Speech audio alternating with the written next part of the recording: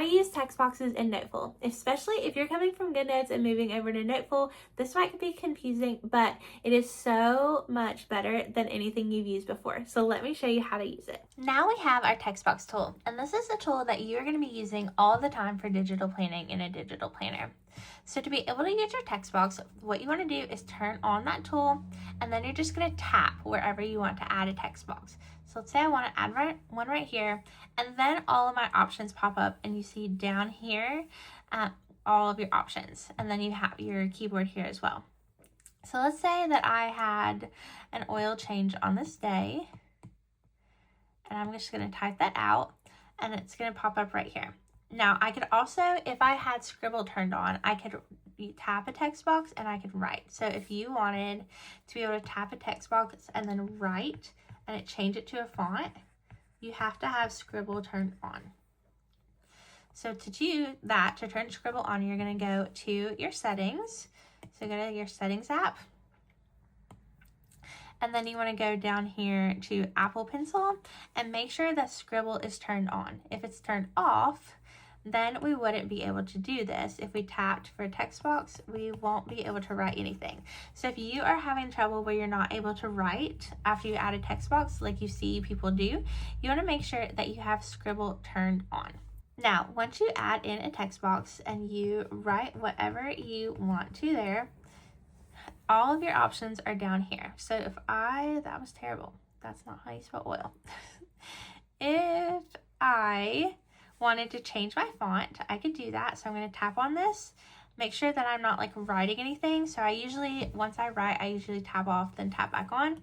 And then you could go down here to your fonts, and then you could change your font here. So I could change it to a different font. You could increase the font size. So if I wanted this to be bigger or smaller, I can.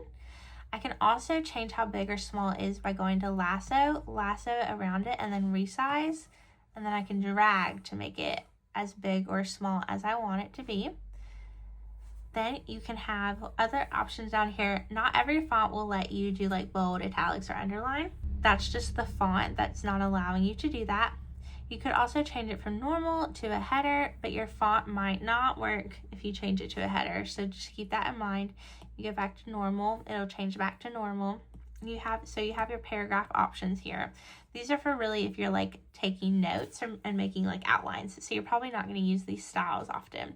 Here's where you can change your text color. So you can change it to a preset option, or you can click here on the color wheel, color grid. Here's where your color dropper will pop up.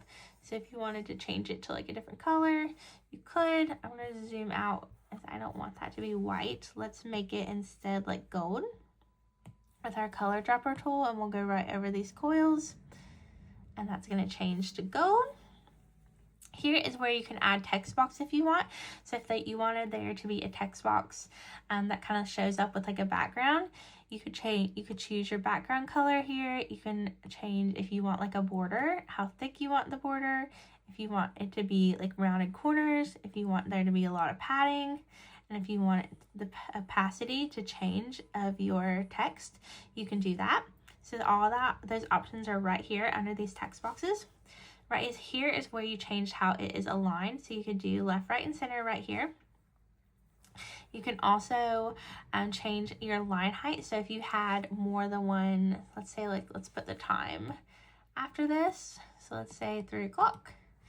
If I wanted my line height to be smaller, take it off automatic, and then you can adjust this with the plus and minus, or you can do it right here, and you can decide how close together you want your lines of text to be. Now right here is where you decide how you want your text centered as part of the box, as part of the text box. So I'm going to make this a little bit bigger so that you can see. If I wanted, right now it's set to the text being at the top of the text box, but I can also change it to the center or to the bottom. So if you can do that if you want. And then over here, I'm going to change the alignment to the center. And then all my font here is in the center of this box. You can also do bullet list or numbered list by clicking right here. And this is where you can change how far over indented you want your list to be. So that is how you customize all of your text box settings right down here, and you can create favorites up here as well if you want certain text box in certain colors and certain like fonts in certain colors. You can make default options up here just like we did with the pen tool.